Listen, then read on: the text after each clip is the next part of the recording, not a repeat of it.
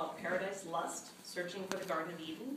And it's the true story of people who have looked for the Garden of Eden on Earth since the late 19th century and going up all the way to today. So today I wanted to talk about sort of the theme of the book, which is obsession. Every character in this book is obsessed with finding the Garden of Eden. They believe that they have found it and they're going to go get it. And it started me thinking about the topic of obsession, because all writers are obsessed. You have to get obsessed with your topic in order to spend, days and months and years on end like digging into libraries and finding stuff. So I'm obsessed, they're obsessed. And then what I didn't realize, but discovered after the book came out, is that there are a lot of people out there today still obsessed with the Garden of Eden. I got emails to my website saying, I know where it is, and a lot of them, or like, how can you think it's a real place, or how can you think it's not a real, people have opinions on this, which it shouldn't surprise me because I've spent all this time researching these people, but I really was surprised at the continuing response. So what I wanted to do was read to you from the prologue to the book, which sort of tells you the story of how I became obsessed with this topic, then share with you some of the characters briefly, and then read to you a couple of my favorite responses from real live Eden seekers. All with the thought for discussion afterwards, the thought of obsession, what does obsession mean, and why do we get obsessed, and the Garden of Eden, what is that draw that we feel towards it. So here goes. In the beginning, I was just following a family rumor. Sometime in 2004, my father told me that my great-uncle William had been looking for the Garden of Eden. William had died in 1971 before I was born, and all I knew about him was that he'd lived on the Upper East Side of Manhattan and was a highly regarded allergist at Columbia University's Medical Center, where his father, a member of the National Academy of Sciences, had discovered the structure of vitamin B1. Most of my father's relatives were practicing scientists. If they really thought they could find a biblical place on the rational earth, the news was surprising, to say the least. I had to know more. Was it all a joke? Where was the Garden of Eden supposed to be? How were they going to get there? Did they make the trip? What did they find? Dad didn't know, so I tracked down William's daughter Phoebe, my second cousin, who told me that the rumors were true. Her father had been looking for the Garden of Eden. Phoebe's parents had both been interested in archaeology and frequently visited the collections of antiquities at the Metropolitan Museum of Art. Sometime in the 1950s, when Phoebe was a young girl, William and his cousin Dallas Sherman, a dashing Pan Am pilot, had hatched a plan to go to Eden to, quote, fly around the suspected area and look for signs of the site. Phoebe didn't remember where the suspected area was or what the signs of the site were supposed to be, and anyway, the plan never materialized. Needless to say, Phoebe wrote to me, nothing happened beyond what I would have called cocktail chatter. I admit my heart sank when I heard they never flew to Eden, but something had happened. They believed that there was a place to search for. This was a mystery. If I'd thought about it at all, I'd assumed that people had stopped believing the Garden of Eden was a real place somewhere back in the Middle Ages, or certainly once the theory of evolution began to show that man had not been created all at once in a place mentioned in the Bible. Apparently not. William and his family had belonged to the venerable Brick Presbyterian Church and Dallas to St. Bartholomew's Episcopal, both of them on Park Avenue. These were surely not the kind of churches that required belief in a literal six-day creation, and yet my great-uncle still believed in the Garden of Eden. I tried to find Dallas Sherman to see if he could help me understand how this was possible. I did find another elderly airplane pilot named Dallas Sherman, who told me wonderful mistaken identity stories about my great-uncle's cousin who, he just heard, had recently passed away. The trail seemed to have gone cold, but I couldn't get the story out of my head. I imagined the two of them, William and Dallas, sitting down with a martini at the Union Club, loosening their ties, and mapping the book of Genesis on a cocktail napkin. Perhaps an olive reminded them of the forbidden fruit and the tree of knowledge. Sticklers for scientific accuracy, they might have noticed that the Bible never says apple, just fruit. I could almost hear William discussing what species of fruit Adam and Eve might have eaten, in the same matter-of-fact tone he would have used to discuss hypersensitivity mechanisms and management, which is one of the titles of his allergy papers. My hyper-rational relatives still held out the possibility that science could find the Garden of Eden in the 1950s. Proving that the apple, or fruit, does not fall far from the tree, I too looked first to science. There must be some reasonable explanation. Some archaeological find must have been uncovered, some new scroll translated, it must have been in all the papers, it must have been huge. Maybe with a little digging of my own, I could figure out what this major discovery was and where. Maybe then I could imagine William and Dallas out of the Union Club and onto a plane. I began with a subject search in the library catalog for Garden of Eden.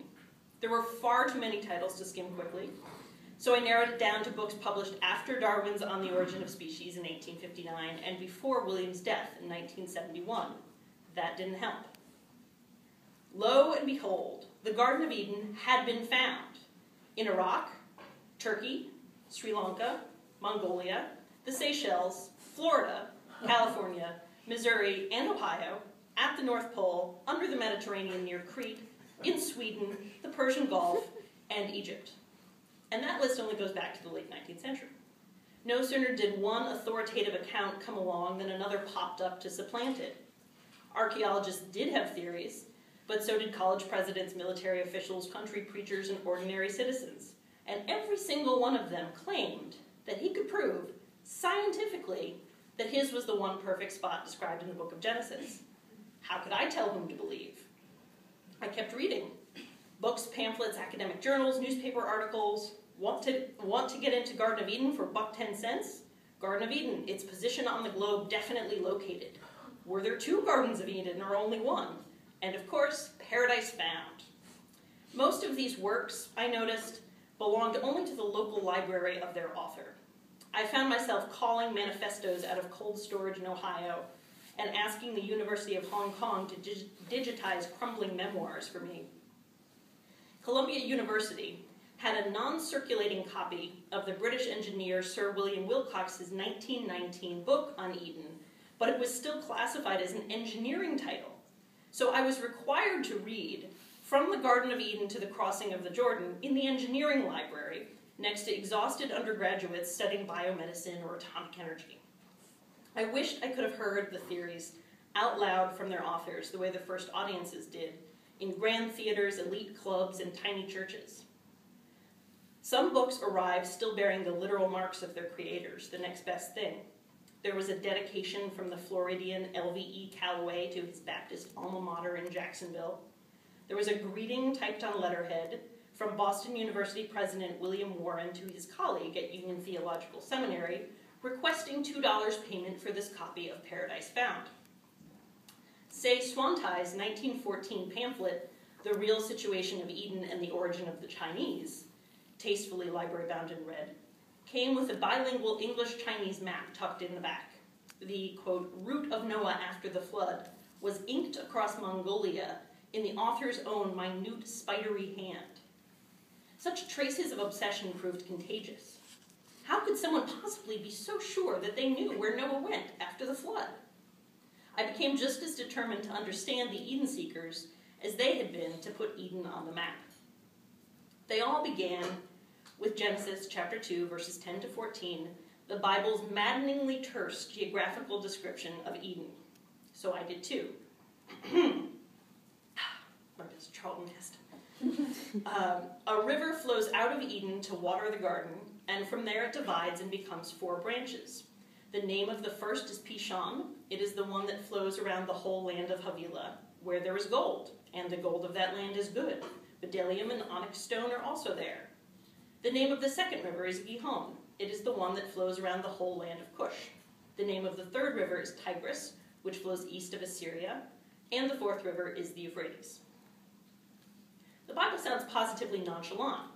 If you can pinpoint the 4 rivers, you can locate paradise. In fact, many Eden seekers claimed that the unusually matter-of-fact description was the reason they decided to look for Eden in the first place. It just sounded like a real place. Upon closer inspection, however, problems arose. Everyone knows that the Tigris and Euphrates run from Turkey through Iraq, ending in the Persian Gulf. But no one knows for sure where the rivers Pishon and Gihon are or were.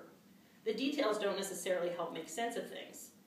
Yes, Pishon circles a land called Havilah where gold and a number of other valuable things can be found, but nobody knows where Havilah is either. The Gihon circles a land called Cush, but nobody agrees on which ancient land used to be called Cush. Thus, to solve the Eden equation, you'd have to solve the Pishon-Gihon unknowns. To do that, you'd also have to solve for Havilah and Cush. The biblical algebra reached a level of detail that boggled my mind, which lacked training in Greek, Hebrew, or ancient geography. So, I decided to back up, to find out where the search itself had begun. Who had first decided that Eden could be found? Not surprisingly, it's a very old story with innumerable branches. Among those people who believed that Eden could be located using Genesis as a map, there seemed to be two main camps, roughly aligned with the two pairs of rivers. Tigris-Euphrates seekers took it for granted that the Tigris and the Euphrates named in the Bible were the same Tigris and Euphrates that we know now, and so the Pishon and Gihon would have to be somewhere nearby. That puts Eden in Iraq, or possibly Turkey or Armenia. Seekers more interested in the Pishon and Gihon than the Tigris and Euphrates tended to have more fanciful geography. Since we no longer know where the Pishon and Gihon were, perhaps they were not near today's Tigris and Euphrates. Since the Bible mentions two rivers that are no longer known by those names, these seekers believed that we couldn't trust the names at all. Perhaps today's Tigris and Euphrates are simply named after Eden's original Tigris and Euphrates, much as Lebanon, New Hampshire was named after Lebanon, Lebanon. For them, Eden could be anywhere. Most of the Eden seekers, whether they followed fanciful or realistic maps, did not see themselves as opposed to science. In fact, new scientific discoveries and techniques seemed only to spur their old search forward. By the early 19th century, fossil discoveries began to indicate a much older Earth than the biblical chronology could account for. Naturalists such as Lamarck and Darwin proved that species changed over time, meaning that God did not create, say, the birds of the air in one fell swoop. At every point in the process of the separation of science from religion, however, new ideas were slow to take hold. In 1840, the famous Harvard naturalist Louis Agassiz published his theory that the Earth had gone through a relatively recent and entirely transformational ice age. This theory was controversial. Many people assumed that the last great upheaval to form the Earth's surface had been Noah's flood. Agassiz's ideas would revolutionize modern geology. Darwin took some of his writings as endorsements of evolutionary theory, but Agassiz himself was still a believer in what might now be called intelligent design. He referred to a species as a thought of God. He believed that glaciers had been created instantaneously and were of divine origin. He called them God's great plow. Agassiz was possibly the last venerable scientist of his generation to keep his reputation while disavowing evolution. After the publication of Darwin's On the Origin of Species, most scientific thinkers began to shift away from belief in a world that had been created, poof, all at once in a particular spot on a map, with a man, a woman, an apple, and a snake. People did like to refer to the Galapagos Islands as Darwin's Eden, because Darwin's idea of natural selection originated there, but that's really a joke. Picturing the man who brought us natural selection standing in the garden is like imagining a meteorologist who believes thunderbolts come from the hand of Zeus. Darwin himself did not want to commit to any geographical point of origin for Homo sapiens, let alone pinpoint sin or paradise on a map. In his 1871 Descent of Man, he did allow that humans probably developed somewhere near where our closest primate relatives still live. It is somewhat more probable that our early progenitors lived on the African continent than elsewhere. But, Darwin declared, there was also a large ape that roamed Europe not so long ago, and anyway, the Earth is old enough for primate species to have migrated all the way around it by now, so it is useless to speculate on the subject. Darwin was diplomatic in his dismissal of the quest for Eden. The same could not be said of the 19th century radical Victoria Woodhull, who advocated for women's suffrage, labor reform, and free love, and in 1872 was the first female U.S. presidential candidate. In her epic speech of 1875, The Garden of Eden,